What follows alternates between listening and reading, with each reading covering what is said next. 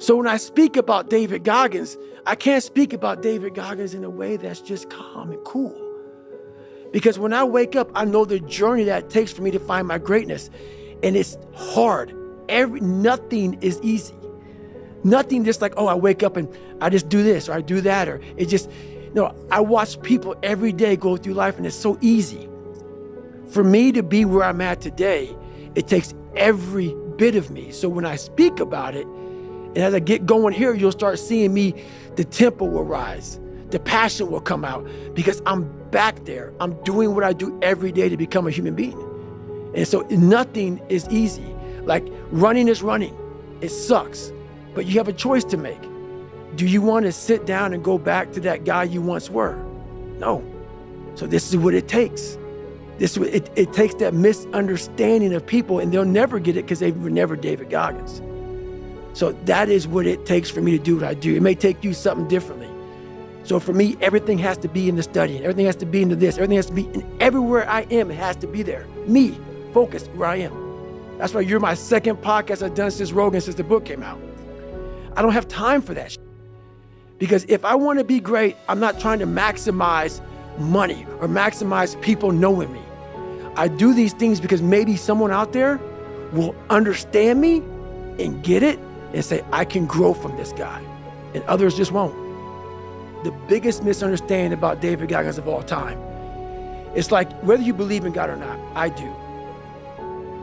He put this lab rat, which is me, on this planet and said, let me fucking see what a beat up, abused kid who can barely learn, who has a twisted body, messed up genetics, sickle cell, this and that.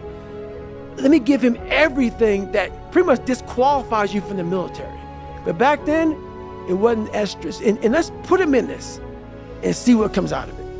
So to do that, friction, you don't wake up in the morning time and go to the coffee maker. Matter of fact, sometimes you don't even sleep.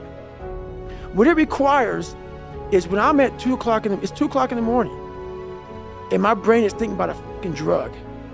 And I got to get up and look in my book to see what that drug is, how I remember it.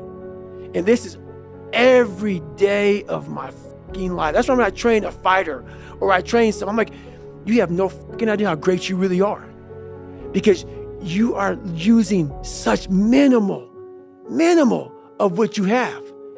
And if people can learn to focus, this is what's possible. While it may not be pretty, like people want to do a documentary on me. I go, no. I don't want you to do a documentary on me. Because I will have normal, everyday people picking me apart. Oh, his life is miserable. Who wants to live like that? It's crazy how it's almost like he's sick, he's psychotic.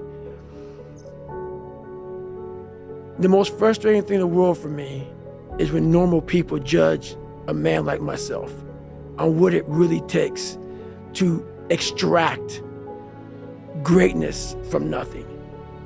It takes every bit of who you are if you choose that route. If you don't, Merry Christmas, do what you got to do. But yeah, all these things for me, like I told you, man, I'm gonna keep it real.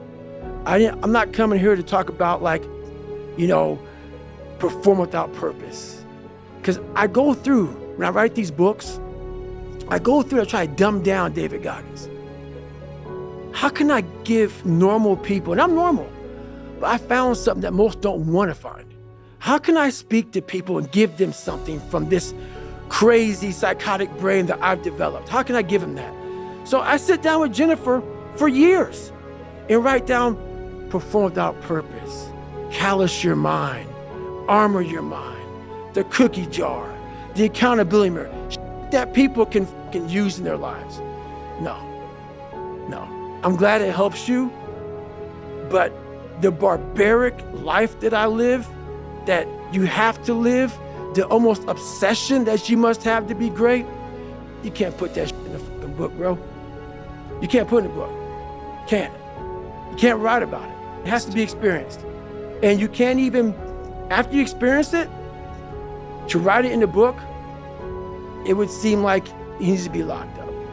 It's too gory. It doesn't make sense for a guy that every second of the day, he is trying to